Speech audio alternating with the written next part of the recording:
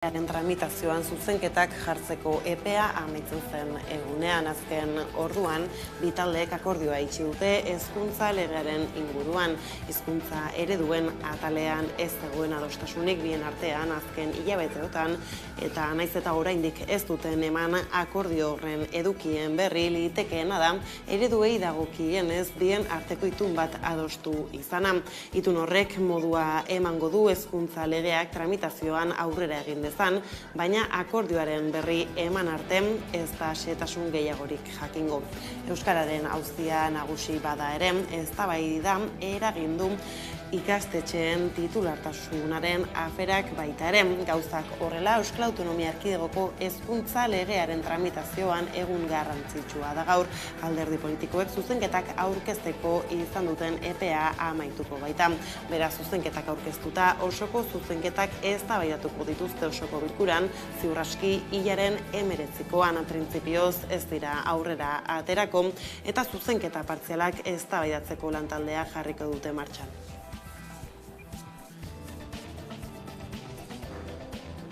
Arratsaldeon guztioi, ordu biak pasata iritsi da gurean gaur albistegiari heltzeko unean. Gaurkoan hezkuntza legea hizpide Euskal Herria Bildu izan da agerraldia egin duen lehena. Koalizioko legebiltzarkide Ikoitz Arresek iragarri duenez, 156 zuzenketa aurkeztu dizkiote lege proiektuari. Hala ere, ikusi egin beharko da nola eragingo dion EAJren eta PSren arteko akordioak gobernuaren eta Euskal Herria Bilduren arteko orekari. Legeari dagokionez, Elkarrekin Podemosuk ere jakinarazi du osoko zuzenketa bat eta 54 partzial aurkeztu dituela. Miren Gorrotxategi bozeramailearen esanetan, lege proiektuak ez du errespetatzen hezkuntza ituna. Gaur esan dezakegu, hezkuntza akordioari fidelak izanik, eskuartean dugun lege proiektua hobetuko duten 156 zuzenketa partzial aurkeztuko dizkiola Euskal Herria Bilduk. Lege honek buelta egin behar duela gobernura eta gobernuak berriratzi egin beharko lukeela. Zergatik uste dugu hau, zergatik osoko zuzenketa, guretzat nondik hartu ez dago lege hau. Pentsatzen dut eta gure helburua da 3 alderdi politikoek babestea legea. Eta eskema horretatik ni ez naiz irtengo. Legebiltzarrean egin behar ditugun ahaleginekin. Euskal Eskola Publikoa Zarro taldea proiektuaren aurka agertu izan da behin eta berriz, eta gaurko egun seinalatuan iritzi horretan berretsi da. Eusko Legebiltzarreko atarian goizeko 11etan egin dute protesta eta bertan hilaren 29an mobilizatzeko deia egin dute. Lege proiektu honek publikoa erdigunean jartzen duela dioen arren, guztiz gezurra dela diogu guk. Eskola publikoko eragile guztiak kontran gaude, legenoen kontran gaude. Esaten dugu ez dugula ekarpenik egiten, gauza da, ekarpenak egin ditugula, baina ez dituztela kontuan hartzen. Legea guztiz privatizatzailea izango da. Sistema dual segregatzailea ez du inondik inora ekidingo, baizik eta indartu egingo du, eta gainera euskara ez du erdigunean jarriko inondik inora. Gaizolatu da berriz Aitor Zelaia eta Galder Barbadu gazteen kasuagatik abiarazitako dinamikari amaiera eman dio Ernaik gaur goizean Gasteizen egindako prentsaurrekoan. Azken 4 urteetako ibilbidea baloratu eta euskal gazteria belaunaldi moduan mobilizatzera deitu dute. Harro agertu dira 4 urte hauetan egindako guztiaz eta aitortza berezia egin diote ankerkeriari stop plataformari egin duten lan nekaezinagatik. Aurrerantzean Euskal Herriak aurkitu ditzakeen erronkei aurre egiteko nahikoa gaitasun dutela frogatu nahi dute, baina argi dute horretarako gazteria antolatu baten beharra dagoela. Zehaztu dutenez, finean, geroz eta gehiago izatea inongo zapalkuntzarik gabeko Euskal Herriaren alde borrokatzen diren gazteak. Adarratx elkartea saritu du Eusko Jaurlaritzak zigortuen bizi baldintzak duintzen saiatzeagatik. Gomez Eroseki saria jaso du elkarteak Jaurlaritzak antolatutako lehendabiziko Nelson Mandela egunean.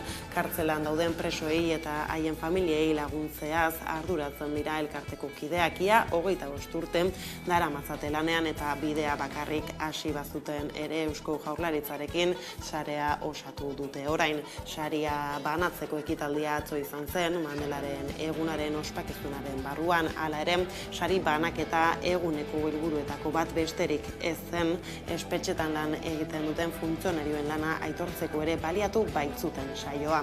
Nerea Melgosa berdintasun justizia eta gizarte politiketako sailburuak eta Iñigo Urkullu lehendakariak adierazpenak egin zituzten eta biek etaren jazarpena jasan zuten espetxetako funtzionarioen lana nabarmendu zuten. Horrez gain, Melgosak langile horiei eskerrak eman zizkien lanagatik eta eusteagatik nahiz eta bizi izandako egoerak egokiak ez izan. Carlos Iturgaizek Euskal Autonomia Erkidegoko PPren buruzagitzan egin duen bigarren etapa amaitu da. Hala aitortu du berak Onda Baskan egindako elkarrizketa batean eta erabaki propio gisa aurkeztu du. Hala ere, Alberto Núñez Feijóo estatuko liderrarekin hitz egitea erabakigarria izan dela onartu du.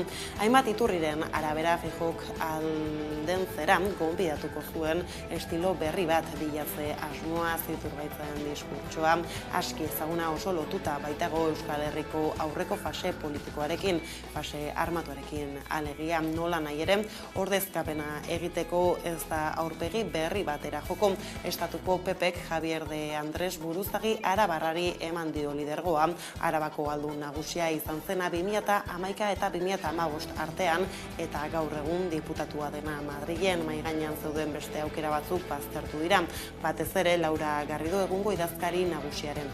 Ularra trena deskarrilatuta zegoen eta horrezegatik nire helburua zen ipintza berriro bian, eta bi horretan ikuste dut tokatzen zaiola beste persona bati lokomotoran egotea. Honekin politika arlotik ekonomiara salto, abuztuan galdutako enplegua errekuperatzen ari da lan merkatua Hego Euskal Herrian, orduan 3.000 langabe gehiago zenbatu zituen Espainiako enplegu zerbitzu publikoak, baina iraian 1.791 pertsona gutxiago daude langabezian.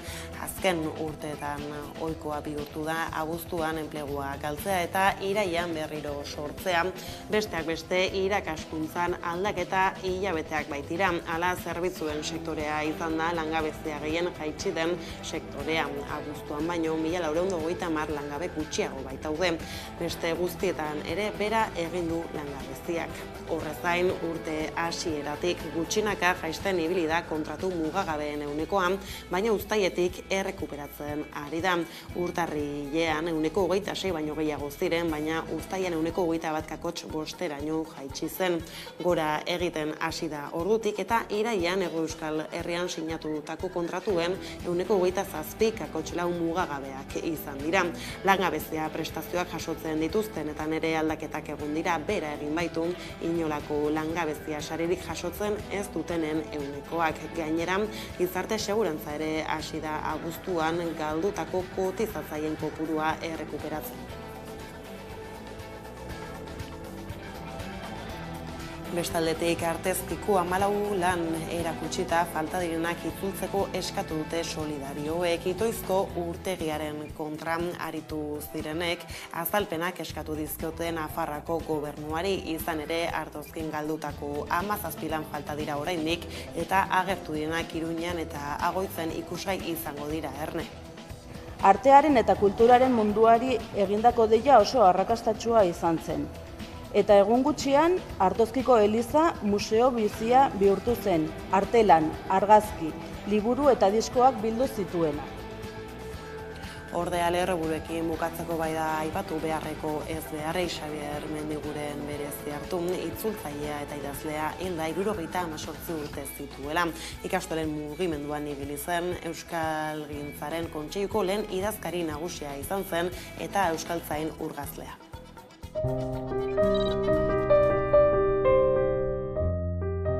Trinkotze bat ekarri zion, nire ustez, eta trinkotze hori nabarmena da, alorraz batzutan oso garbi ikusten da.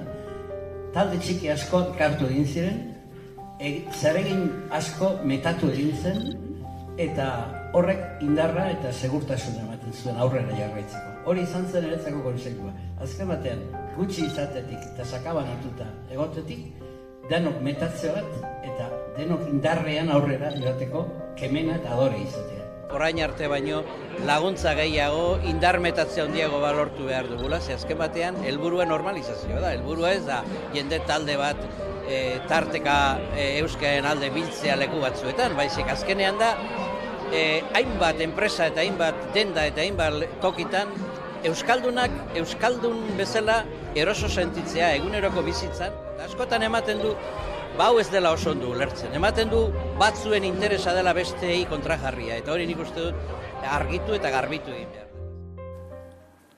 Astearteko lerroburuak ala iritsi da eguneko argazkiari heltzeko unea, EAJak eta PSek akordioa egin dute hezkuntza legearen inguruan.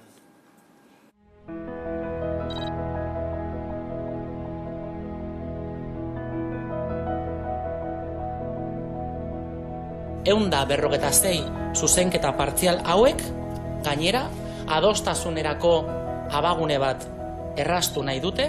Alde batetik testu txarra da, ez da testu bat. Beste alde batetik ez dauka diagnosi zuzen bat.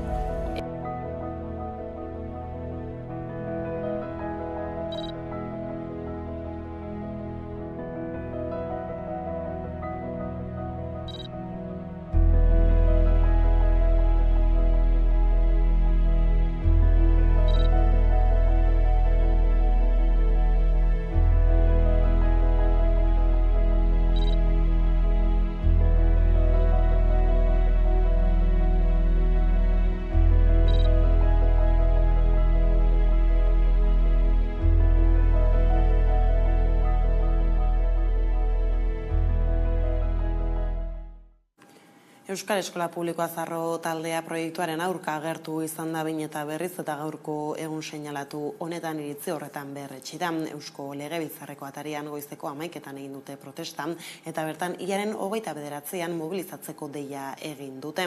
Goiz honetan zabaldu duten oharraren arabera, udazken honetan Legebiltzarrean eztabaidagai izango den hezkuntza legearen proiektuak ez du emendakinen beharrik eta erretiratua behar du izan ere, haien ustez proiektua privatizatzailea da eta ez du konpondu nahi sistemaren arazo nagusiena, duala izataren ondorioz segregazio sortzaile etengabekoa izatea. Halako iritziari helduta protesta egin du goiz honetan hezkuntza publikoaren aldeko plataformak Eusko Legebiltzarraren aurrean, hori bakarrik ez legearen aurkako mobilizazio berria iragarri du ere, urriaren 29an izango dena Donostian. Bestaldetik, Gasteizko udal gobernuak martxoak 3ko sarraskia oroitzeko zentroaren fundazioan izango dituen ordezkariak iragarri zituen atzo. Maider Etxebarria alkatea eta Beatriz Artolazabal eta Pascual Borja zinegotziak izango dira fundazioaren kide. Era berean, martxoak 3 eta Memoria Gara elkarteek beraien presentzia bermatuta izango dute, beraien bokalak zeintzuk izango diren oraindik zehaztu ez badute ere. Elkarte hauek erakundeekin izango duten lankide zehazten duen hitzarmenaren zain daude eta pasaden otsailetik horren inguruko aurrera pausorik ez dela egon salatu dute. Gasteizko udal gobernuak eratzeke dagoen martxoak 3ko sarraskia oroitzeko zentroaren fundazioan izango dituen ordezkariak iragarri ditu. Maider Etxebarria alkatea izango da fundazioaren patronoetako bat eta Beatriz Artolazabal eta Pascual Borja zinegotziak bokalak izango dira. Oroimenezko zentroaren eraketa eta estatutuak pasaden otsailean onartu ziren. Eusko Jaurlaritza, Arabako Foru Aldundia, Gasteizko Udala eta Gasteizko Apezpikutza izango dira fundazioaren parte. Martxoak 3 eta Memoria Gara elkarteen parte hartzea ere bermatuta egongo da. Elkarte hauetako kideek otsailetik estatutuak onartu zirenetik aurrera pausorik eman ez direla salatu dute. Guk uste dugu badela bengoz garaia, nolabait mesfidantza horiek saihesteko, benetan mahai batean esertzeko berdintasunez, nolabait agenda komun bat egiteko, lan hau aurrera eraman ahal izateko. Eusko Jaurlaritzaren Gogora Institutuak osatu behar dituen bitxostenen zain daudela azaldu dute. Ondoren, elkarte eta erakundeen arteko lankidetza eta aholkularitza hitzarmena idatzi ahal izateko. Azken batean guk beti esan dugu, plazoetaz edo denboraz aparte nahiago dugula edukietaz hitz egin, ez? Testu ingurua, gauzak hilketa hauek zelan gertatu ziren, zein izan zen poliziaren papera, zein izan zen Elizaren sektore ezberdinen papera, horretan zentratu nahi dugu pizkat, ez? Memoria Garazi Martxoak hiru elkarteek bina bokal eta ohorezko lehendakari ordetza izango dituzte eratzeke dagoen fundazioan, biktima eta mugimendu sozialaren presentzia bermatzeko asmoarekin. Bada politika arloko gaiekin jarraiki Espainiar estatura begira, esustikorik ezean gaur Espainiako errege Felipe VIgarrenak Pedro Sánchez PSOE-ren presidente gaiari eskatuko dio gobernu osatzen ahalegintzeko.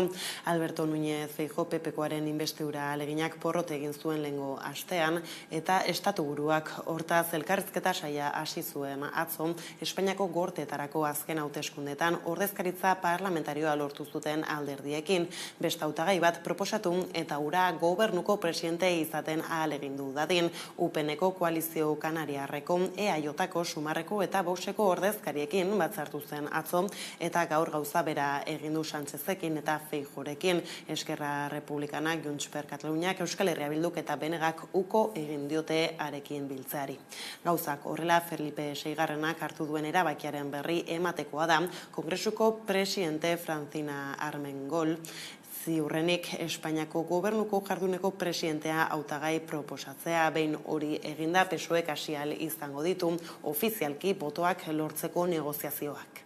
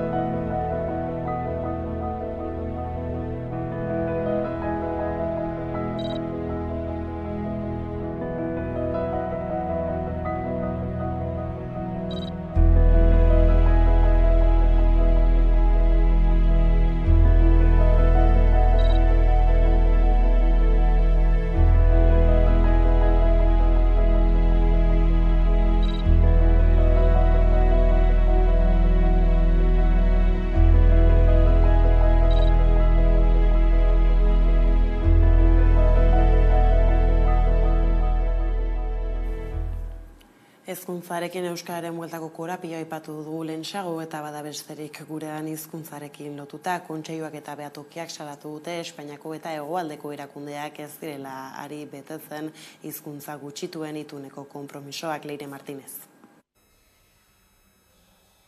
Euroitunaren aplikazioari buruzko 6. ebaluazio txostena aurkeztu dute Iruñean eta kontseiluak eta behatokiak azpimarratu duenez euskararekiko urraketa haunitz egiten da. Errate baterako, Nafarroan gobernuko lanpostuen 3% soilik dute euskarazko profila. Eta prozedura elektronikoetan 17% soilik egin daiteke euskaraz. Bertzalde, Txibiteren exekutiboak euskara sustatu beharko luke, ofiziala ez den eremuetan, edota unibertsitatean ere euskara bermatu. Europako Kontseilua duela 25 urte sortu zen hizkuntza gutxituen euroituna babesteko eta sustatzeko. Aurtengo agorrian, Espainiako gobernuak 2017-21 epean egindako urratsei buruzko autobalorazioa karrikaratu zuen, justoki 6. Orain, Europako Kontseiluko adituek iritzia emateko tenorea heldu da. Momentuz, Euskalgintzaren Kontseiluak eta hizkuntza eskubideen behatokiak haien irakurketa propioa egin dute. Eta guk horra adierazten direnekiko gure txosten propioa helaraziko diogu Europari. Batez ere, adieraziz, batetik hegoaldeko administrazio ezberdinek ez dituztela euskararekiko Europan hartutako konpromisoak betetzen, eta bestetik, oldarraldi judizialari buruzko ohartarazpen batzuk ere helaraziko ditugu Europara. Euroituna urratzen ari da. Europatik Espainiako estatuari 5. ebaluazioaren ondotik ezarri zitzaizkion bere halako neurriak martxan jarri behar zituen arren ez dira horretan ari. Nafarroako administrazioari dagokionez lanpostuaren 3% soilik dute euskarazko profila eta prozedura elektronikoen 17% soilik egin daitezke euskaraz. Bertzalde, itunaren 3. atalaren arabera, Txibiteren exekutiboak euskara sustatu beharko luke ofiziala ez den eremuetan. Afera da, ez dela hori pasatzen ari. D-ereduko lerro berriak irekitzea oztopatzen baita, eta oraindik unibertsitatean euskaraz ikasteko eskubidea bermatzeke dagoelako.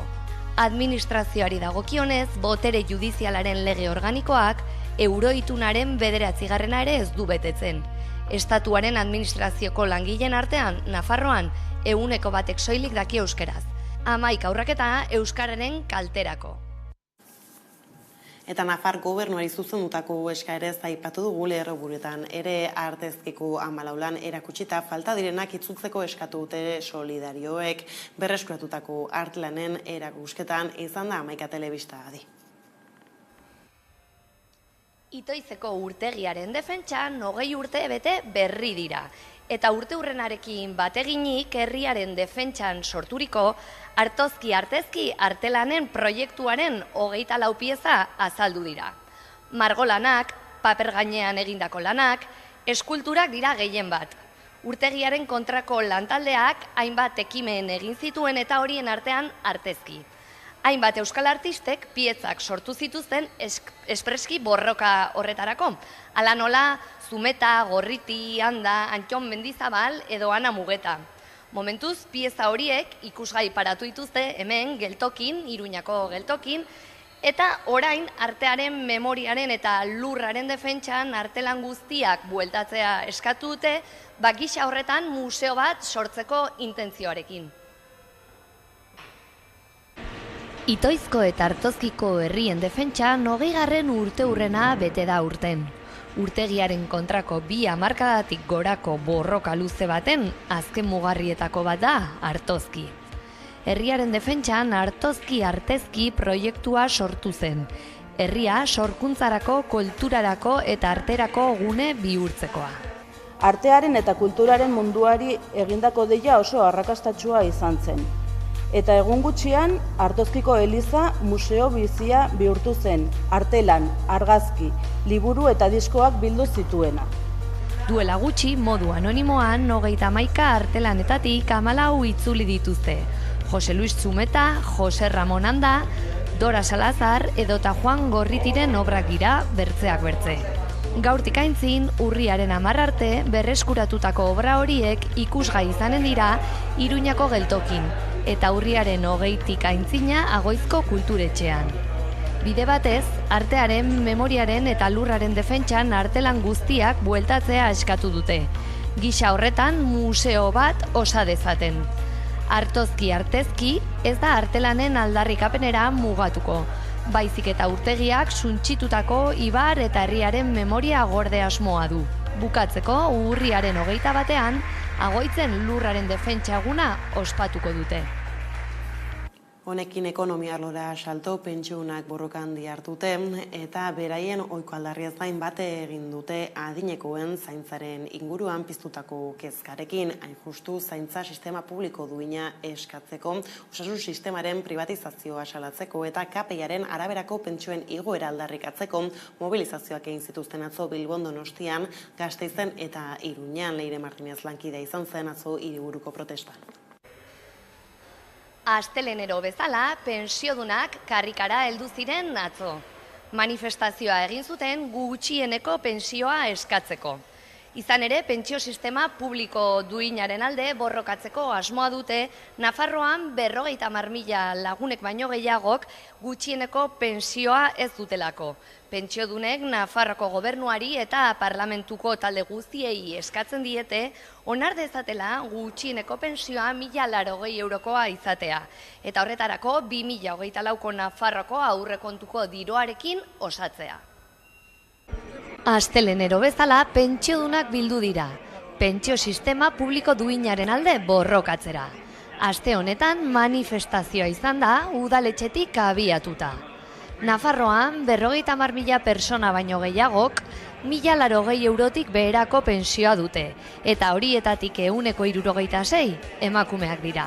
1.080koa daukogu bat, hori da pentsio gutxieneko pentsioa, eskatzen duguna mundu guztientzako, ze adibidez Nafarroan 51.000 inguru pensionistek kobratzen dute hori baino horretatik, 1.080tik bera, bai? baina eta horietako emakumeak 76 suposatzen. Imaginatu zerrakala dagoen pentsioetan ere. Nafarroko gobernuari eta parlamentuko talde guztiei eskatzen diete onar dezaten gutxieneko pensioa 1.080 euroraino osatzea. 2024ko Nafarroko aurrekontuan. Ekimenarekin gutxieneko pensioa eguneratzeko aintzina pausoak eman nahi dituzte. Europako gutun sozialaren irizpidei jarraiki.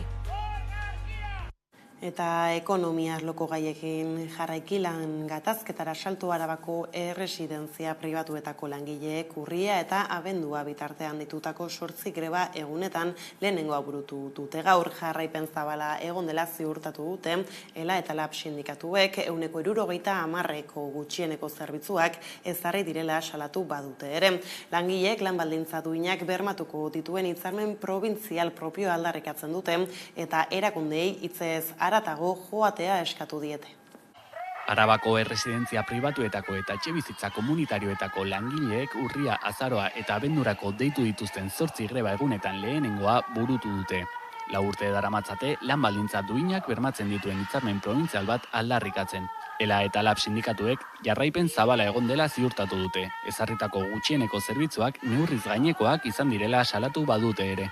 Aurre ikusten dugu partizipazio parte hartze handia izango dugula gaur, naiz eta zerbizio minimoekin oztopo pilo bat jarri digute. Soldata duinak, lankarga murriztea edota lankideen bajen ordezkapena bermatzea eskatzen dute.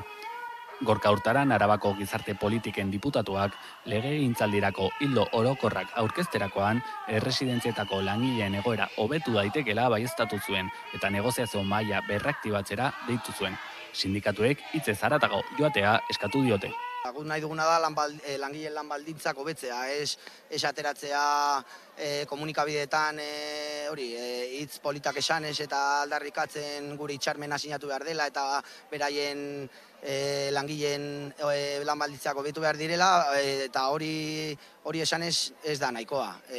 Hori bete behar da paperean, hitzarmen on bat sinatu egin behar da, eta patronalak argi utzi du 2 urte eta erdietan ez duela ezer eman, orduan instituzioak sartu behar dira de lleno. Erresidentzia pribatuetako langileek greba egun berri bat burutuko dute asteazkenean. Urte bukaerara arte 8 greba egun egingo dituzte osotara. Higiezinei helduta berriz etxebizitza hutsen zerga Ipar Euskal Herri osora hedatu dute. Adi.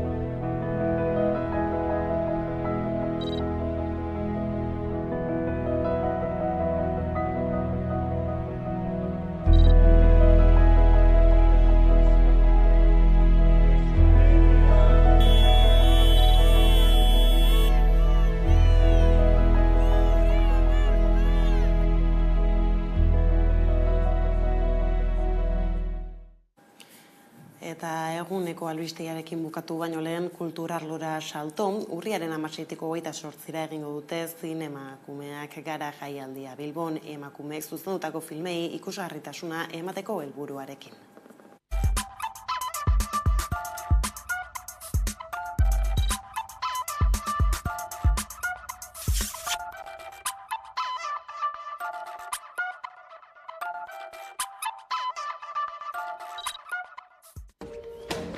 ¡Mari! ¡Violador! ¡Deja a las tías en paz!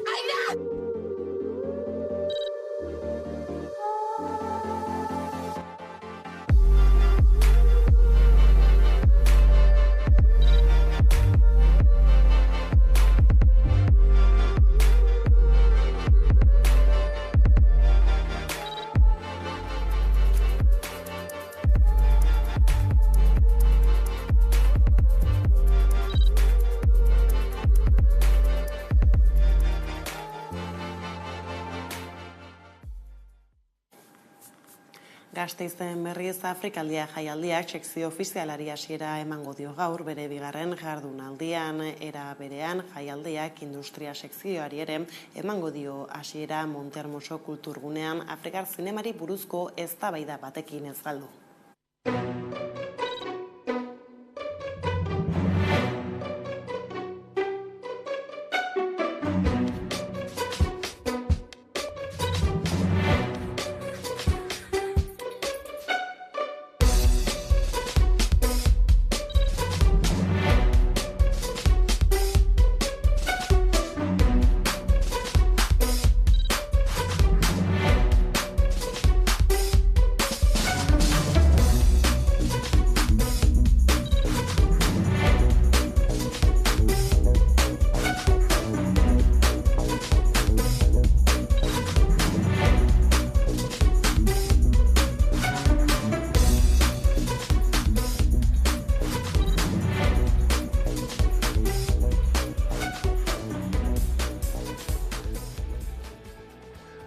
Eguneko berriak ala gaurkoan Maitane Urizar gure sarea elkarteko kide izan da gurean, gaur magazineko elkarrizketatu nagusi gisa eta egin diogun elkarrizketarekin utziko zaituztegu jarraian, adingabeen aurkako abusuak izpide ez galdu.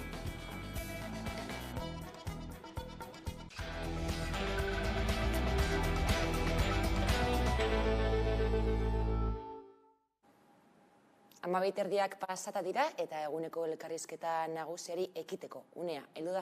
Eta horretarako gaurkoan gurekin dugu Maitane Urizar, gure sarea elkarteko kidea. Kaixo Maitane eta ongi etorri. Eskerrik asko zuei.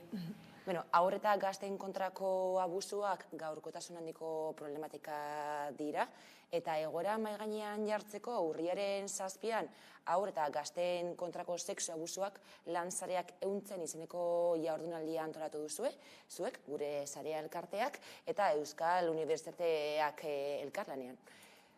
Zer duzu esateko bertatik?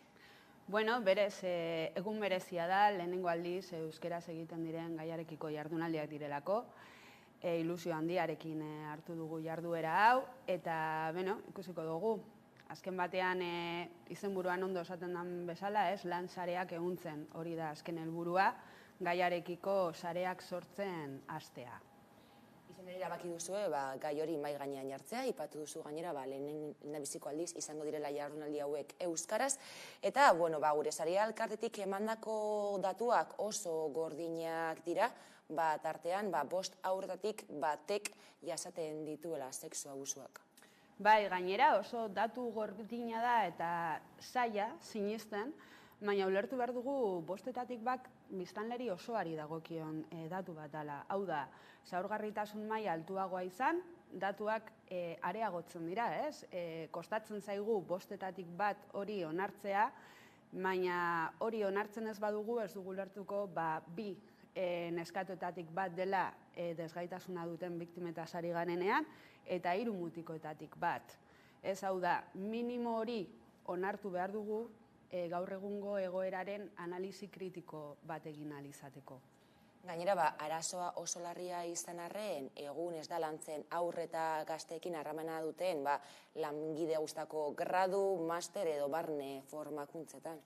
Hori da azkenean arazo nagusia, ez digute irakatsi begiratzen. Guk ez dugu ikusiko ezer, lehenago gaiaz ez badigute hitz egin, ez? Adibidez, nik magisteritza ikasi nuen, haur eta lehen hezkuntza eta denetariko problematikak landu ditugu. Baina gai honetaz ez digute inolaz ere hitz egin. Eta kuriosoa da, 5etatik bat den problematika izan da, beste gai batzu eta hitz egin digute non prevalentzia askoz txikiagoa den. Baina gai hau azkenean hor ikutzen ditu haurtzaroa, sexualitatea eta bereziki familia. Gure gizartean oraindik ere instituzioa den familia kontzeptu hori. Eta zergatik izan daiteke, gai hau ez lantzea? Ez dakit, nire ustez, handi batetan hori da, oso gai gogorra da, oso gai delikatua, gu ere azkenean gatozen lekutik, nazioarte mailan ez izan gaia ikertzen, hemen ere beranduago bai aurren kontrako tratu txarretaz ari garenean, tratu txar fisikoak, psikologikoak, hemen apurtzu bet beranduago etortzen zen, ez? Azkenean, nazioarte mailan aurren interes gorena lantzen hasi zirenean, aurren kontrako sexu abusuak hemen diktadura batetan bizi ginen. Hau da, inolaz esan hitz egiten sexualitateaz, sexu erasoez, ez da pentsatu ere, eta are gutxiago gehiengoa diren familia barneko sexu erasoez. Hori gero eta gehiago argiago ikusten da nire ustez, ez? Adibidez hemen hasi gara lantzen, hasi da gaia mahai gaineratzen, nire ustez urte batzuetatik ona argi ikusten da hori, ez? Berrietan agertzen dira, eta bar, baina kurioso izaten da, beti familia kanpoko sexu erasoetaz hitz egiten dugula, ez? Horroi hartzun handia izan zuen Salesianoseko kasuak, Basauriko entrenatzaioaren kasuak, Gazteluetako kasua, beti ari gara familia kanpoko sexu eraso horietaz, ez? Eta gainera are gehiago, esango nuke ikusgarritasun hori edo bizibilizazio hori ez dela moduren baten estruktura instituzionaletik etorri. Hau da, Basauriko kasua argitaratu zen, bizirauleak hartu zuelako bideo bat eskegitzeko esango nuke ausardia. Azkenean biktima gisa ari zara esposizio itzel baten aurrean jartzen, non argi dago jende askok laguntza emango dizula, argi dago ezakit hori, baieztapen hori hain zuzena den, baina beste asko etorriko zaizkizu kontran. Eta beste asko kuestionatuko zaituzte, ez? Adibidez, La Manadako kasuan ere ikusi genuen bezala, ze egiten du neska honek ondo pasatzen edo lagunekin ondo pasatzen biktima bada, ez? Osea, guztiz kuestionatua izango zara. Honekin esan nahi dut, hasi dala gai argitaratzen, biziraulek egin duten lan itzelagatik. Ez gizarteak gaia bere egin duelako, edo instituzioak gaia bere egin duelako, eta hori ez litzateke holan izan behar, ez? Azkenean, biktima hauek badaukate estigma itzela, baina haien erasotzailea bat, ez da familiakoa, eta bi, familia kanpokoa denean askotan biktima asko dago. Honek zezan nahi du, ez ala bakarra aterako, ez? Biktimek ere haien artean, nolabait esatearren ekipo egin dezakete. Baina familia barnekoa ari zarenean, hor familiak daukan indarra, sexu eraso biktima batek daukan estigma, kulpa, eta areagotzen da, ez? Genero violentziakin gertatzen zen oso antzera, ez? Gauza bat da, kanpotik etorritako munstroa salatzea, eta beste gauza bat da, onartzea munstroa etxean zegoela, eta are gehiago, adibidez, aitaren figura denean erasotzailea, emazte hoiantzako munstroa berak sartu zuela etxean, ez? Hor agertzen da lotza, agertzen da kulpa, genero violentziakin gertatzen zen oso antzera. Zuna ipatu duzu, ez da? Familietik kanpoko erasoak direnean egia da, joan direla gizarterazten, baina oraindik etxean edo familia artean direnean ez dira ezagunak edo ez ditugu entzuten, baina egon badira. Noski, berez aitaren figura markatzen da erasotzaile nagusi bezala familia barneko sexu erasoetan. Familia barneko sexu erasoak dira gehiengoa. Gehiengo absolutua ez daiteke 180 baten, 185 baten. Hau da, argitaratzen ari diren kasu horiek dira 115 hori. Familia oraindik gurean instituzio bat da, orain gutxi arte familian gertatzen zirenak familian konpondu behar ziren, eta diskurtso hori gizarteak zeukan. Hau da, ez? Azkenean antzekotasun itzela dago genero violentziarekin. Askotan emakume horiek ez ziren kuestionatuak, ez dakit nola esan, horrelako pertsona batekin elkartzeagatik edo baizik salatzeagatik, ez? Hau etzen konpondu ez konpontzeagatik, ez? Esposizioa, eta bar. Baina azkenean hori da ideia, ez? Planteatzea etxeko trapu zikinak, ez direla etxeko trapu zikinak, arazo politikoak dira. Eta ez baditugu guztion artean abordatzen, ez dira inoiz konponduko.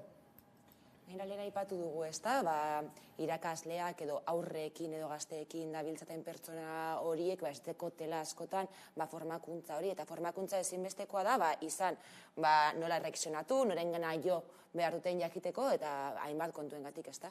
Bai, zalantza gabe, esan nahi dut, bullyinga izan da adibide bat, trata, adibidez kasuak dira beste adibide bat, baditugu protokoloak, baditugu, eta nire galdera da, zenbat trata kasu ditugu Euskal Autonomia Erkidegoan, ez?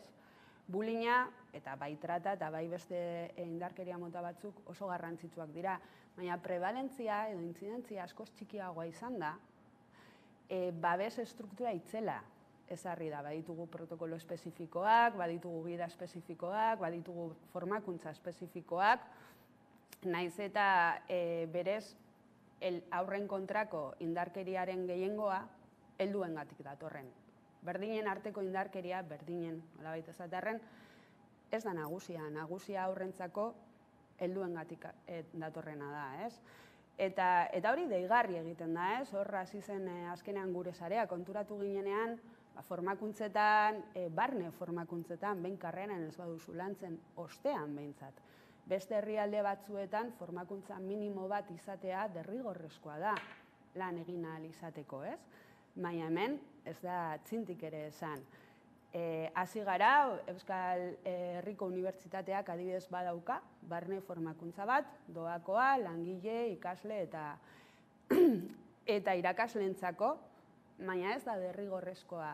Beti azkenean aterako da ikaslearen nahiangatik edo denboragatik ere askotan, ez? Eta ez da hola izan behar. Hau kurrikulumean sartu behar da, landu egin behar da, eta batez ere badagolako, ne ustez, mezu bat oso arriskutsua dena, dala, ea ondo azaltzen nahi zen, nik onartzen dut, detektatzeko problematika zaila dela, hori horrela da. Orokorrean zantzu fisikoak oso gutxitan egoten dira, sarketak berez minimo bat dira, gehien baten ukituak izan dira, baina sarketak egonda ere hauek konkluyenteak izatea zaila izaten da. Bada detektatzeko problematika zaila, horrarte ados. Baina egia da ere, baditugula datu batzuk, Save the Childrenek argitaratutakoak, non esaten diguten biktimak kontatu zuen, ez dira susmoak, kontatu zuen, kasuen 70%an ez zuen laguntzari jaso. Edo eta aur biktimak kontatu duen eskolen 85%ak ez zuen ezer egin. Ez, askotan esaten da, detektatzeko zaila da, gehiengoa susmoak dira, bai eta susmoak ez diranean, eta errebelazio bat dagoenean, zergatik ez da ezer egiten. Eta hori ere aztertu egin izan da, ezakitelako protokolorik dagoen beraien eremu profesionalean, ez dira gehiegi fidatzen jarduketa juridiko instituzionalean, hainbat beldur daude horrez. Eta horren aurrean, nik esaten dut, formakuntzetan askotan ateratzen den kontu bat da, ipuinak eskatzen dira, eta bar, ez, nik baditut ipuin asko, baina nik askotan galdetzen diet, nik ipuina ematen dutzut. Ez duzu prebentzioa egingo, detekzio goiztiarra da. Eta 4 urteko ume batek jasotzen ari den bortxaketa kontatzen dizunean, eta are gehiago, bortxaketa hori jolas moduan planteatzen dizunean, zu badakizu bortxaketa bat dela, baina umeak ez. Prestatua zaude erreakzio hori kontrolatzeko? Badakizu ze profesionalen gana jo behar duzun errebelazio horren ostean? Badakizu zure eremuan protokolorik dagoen, eta orokorrean erantzuna ezetza da. Hau da, biktimari eskatzen diogu lan bat, guk gure lana egin baino lehenago. Ez, eta asko esaten da, eta benetan kezkatzen hau, hezkuntza sexoafektiboa guztiz beharrezkoa, ipuinen lanketa guztiz beharrezkoa, baina bereziki haurtzaroan, oraindik konnotazio sexuala ulertzen ez dutenean, errebelazioak eman daitezke. Zer egingo dugu errebelazio horiekin? Ez badaukagu babes sistema estrukturatu bat biktima horiek hartatu ahal izateko, ez?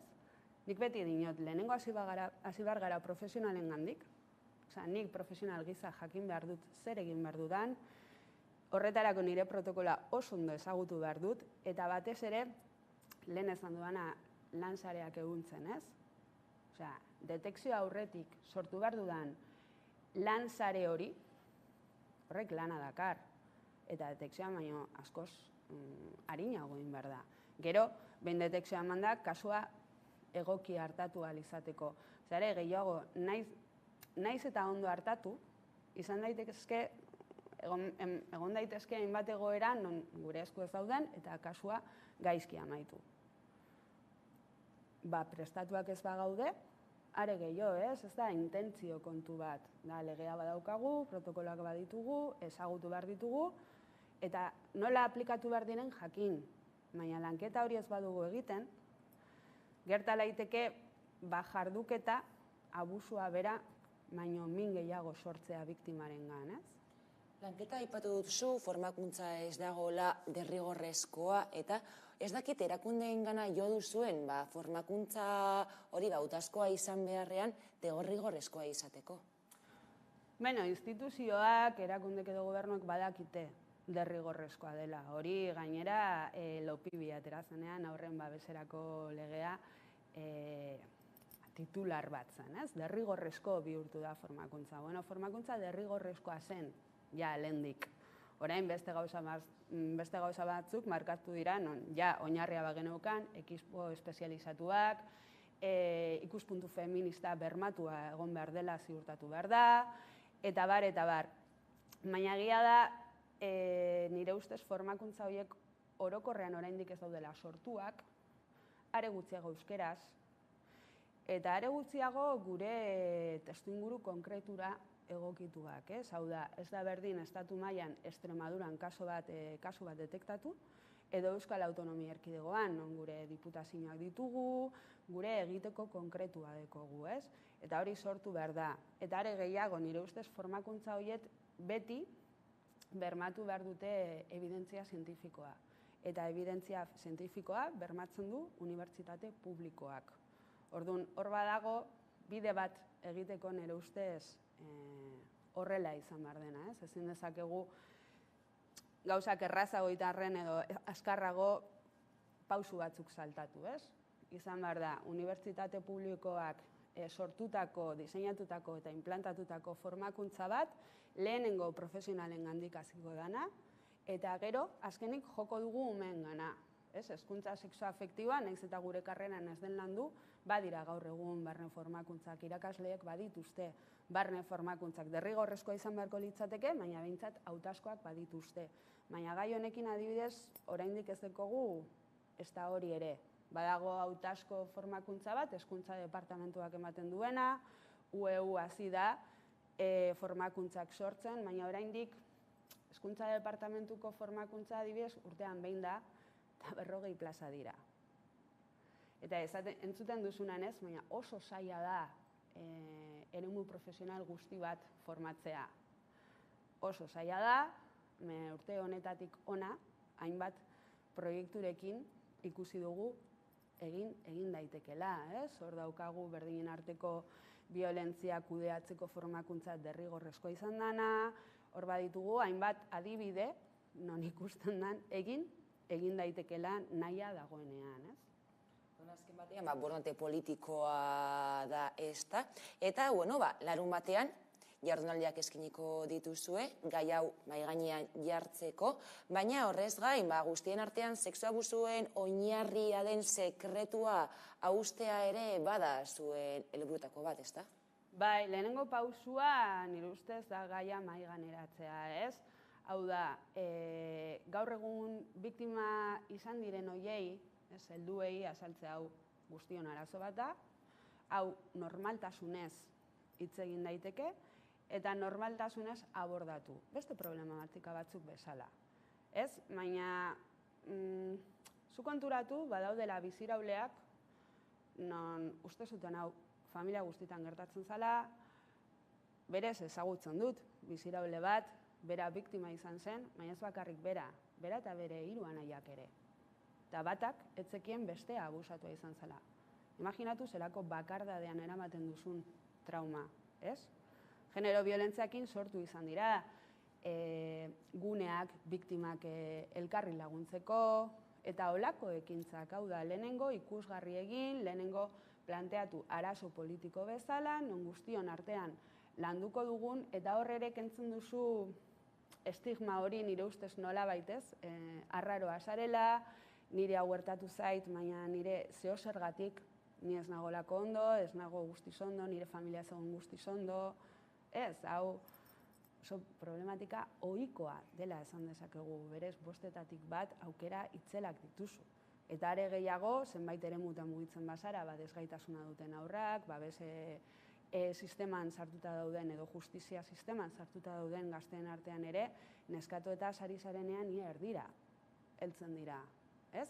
Eta are gehiago, Peredak egin zuen ikerketa hori eta berak komentatzen zuen, ez? Nola biktima bati galdetzean ze gertatu zaizun, biktimak ez zuen galdera ulertzen. Ze beti galdetzen zioten zer egin zuen berak. Ez zer egin zioten. Orduan, hortik hasi behar gara, ez? Berez, ez daukagu ez da diagnostiko bat. Daukagu prevalentzia ikerketa bat, orain dela 20 urte, baino gehiago eginda estatu mailan, eta ez dago besterik. Ez dago besterik. Gero, bostetatik bat datu hori atera zen Peredaren ikerketa batetik, eta berez, ikerketaren izenburua nahiko esanguratsua da. Bostetatik bat, galdera ikurrarekin. Ze oraindik ere, datu hori kuestionatzen bada, nola onartu ahal izango dugu, bezala familia desestrukturatutan gertatzen, kolektibo konkretu batzuetan, non kokatzen dugun aurren kontra sexu erasoak egiten dituen hori munstro berde hori bezala, ez? Non badauka kartel bat aurpegian, ez dut duna ni erasotzaia naiz, eta hori ez da horrela, azkenean, lehen komentatu duan bezala, genero violentziakin zeuden mito gehienak betetzen dira gai honekin ere, ez? Osea, Save the Childrenek esaten zuen, familia barneko sexu abusu kasuen 83an azaleko familia harmoniontsuak ziren. Profesionalek ere, oraindik uste dugu, familia txukuna, jatorra, ez? Non familiako kideak oso ondo konpontzen diren, eta bar, horre ezin daiteken hau gertatu. Eta horrela, detekzioa ere, saiesten gaude, berez, babes zerbitzuek detektatzen dituzten kasu gehienak oso larriak dira, familia desestrukturatu horietan, eta bar, ez? Hori mediku forentzek ere esaten dizute, oraindik itxaroten nago kontsulta pribatuetatik bidalitako kasuak hartatzea, edo eskola pribatuetatik bidalitako kasuak, oraindik ere ez dituztenak jaso. Horregatik azken batean, gai hau hainbat ikuspuntu ezberdinetatik lantzea ezinbestekoa da, eta gainera jardunaldi hauek ez dira ikastaro bat izango, ez da? Baizik eta gaian sakontzeko eta gaian lantzeko jardunaldi batzuk, baizik. Bai, azkenean planteatzen genuen jardunaldia lehenengo batez sentsibilizazio hasiera batekin, ez? Gaiak dituen datuak plazaratuz, eta bar, eta gero jarduketa landu nahi genuen. Baina beti ere kontutan hartuz ez dela ikastaro bat, ez da formakuntza bat. Guk hastapena egingo dugu, lehen gaian kokatu, jarduketarako oinarrizko ezagutzak izan, baina beti ere kontutan hartuz jardunaldi bat dela, ez da ikastaro bat. Hau da, zara hortik aterako jakinda ni gizarte langile gisa zehatz-mehatz ere egin behar dut, edo bai eskaini nahi ditugu oinarri batzuk, bai erreferentzia batzuk, non gehiago sakundu daitekeen, eta batez ere eremu profesional desberdinetako pertsonak ekarriz, ez? Uste dut guztiok oso argi daukagula, edo guztiak ezertzen garela mahai batetan, edo gai hau inoz ez dela berez mugituko. Hori asko gertatzen da, ez? Guk aurkezpenetan beti daukagu diaposite bat, non kotxe bat, elefante bat sartzen den ferreteria batera, ez? Eta uste dugu ondokoak dena apurtuko duela eta dena hankaz gora jarriko duela. Baina hori da lehenengo gauza onartu behar duguna. Eske ondokoarekin eseri behar zara lan egitera. Eta ez gara etorri lagunak egitera, azkenean. Zuk badituzu ere profesional batzuk, haiekin koordinatu behar zara, eta ez aukera bat. Bai, ala bai. Zinez, aurren interes gorena beten nahi badugu, ez? Askotan ahoa betetzen zaigu aurren interes gorena, aurren ongizatea eta gar, baina gero ukatzen dugu ondokoarekin ezeri bar garela. Edo horrela egiten dugu, edo ez dugu interes gorena batez ere beteko, ez? Nik askotan esaten diet, zuk gerta daiteke zure protokoloa ondo betetzea eta aurreaz babestea. Hauek oso kasu konplexuak dira. Non sartzen diren hainbat faktore, zure eskuetan ez daudenak, hor faktore izugarri garrantzitsua da, ere, genero estereotipo itzelak daudela gaur egun ere, ezagutza falta itzela dago, beti ere, nik hori askotan ikusi dut, genero biolentziarekin erratzen gara, eta igual planteatzen dizkidate formakuntzetan genero biolentziarako sortuak dauden errekurtsoak, epaitegi bereizi bat dago, genero biolentziarako. Kasu hauek ez dira genero biolentziako epaitegi batetan ebatziko. Osea, La Manadako kasuan bortxaketa batetan jolgorioa ikusten zuen epaile horrek epaituko ditu kasu hauek. Ez? Orduan, grabaketa bat izan da. Eta biktima heldu bat, non badaukan diskurtso garatu bat, non badaukan oso errelato nolabait esatearren landua, naiz eta trauma egon, naiz eta ez da 6 urteko hor bat. Ez du bere erasotzailea maite. Ez da eraso horren, ez dut esango erantzule sentitzen, ze guztiak sentitzen dira erantzule. Baina hemen ari zara problematika batetaz hitz egiten non erasotzaileak lortuko duen aurrak bera ikusi nahi izatea. Hori kaleko erasotzaileekin ez da gertatzen. Orduan kulpa are handiagoa da. Ez, gainera, esan dugun tabu horren aurrean, biktimak daukan diskurtso bakarra erasotzailearena da. Emakume helduekin, emakume helduak badakite edo badakigu nolabait gure arropak ez duela eraso bat ekartzen. Edo gauean kalean egoteagatik ez dugu eraso bat merezi. Edo, baina kasu hauetan, non erasotzaileak esaten dien, zu bilatu zenidan, zu etortzen zinan. Edo nik erasoak egiten ditun goxokien truk, eta zu etortzen zinen. Goxoki gehiagoren bila, ez? Edo orgasmo bat izan zenuen.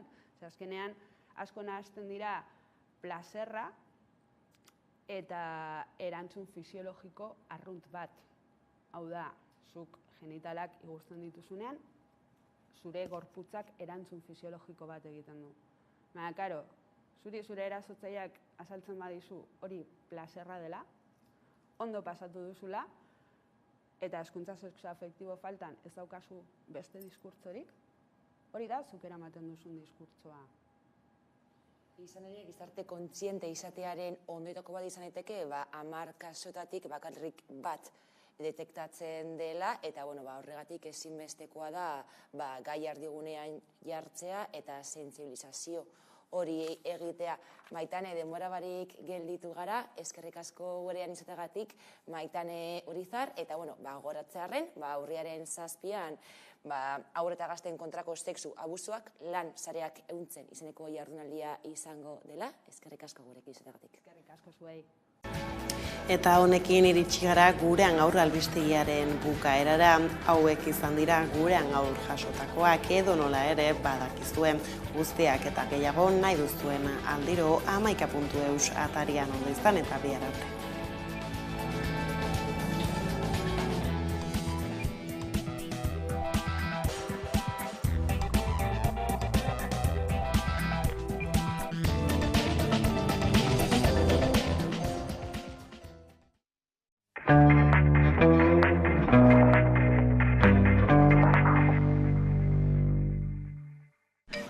Nik mugikorrik inoiz ez, tolestu da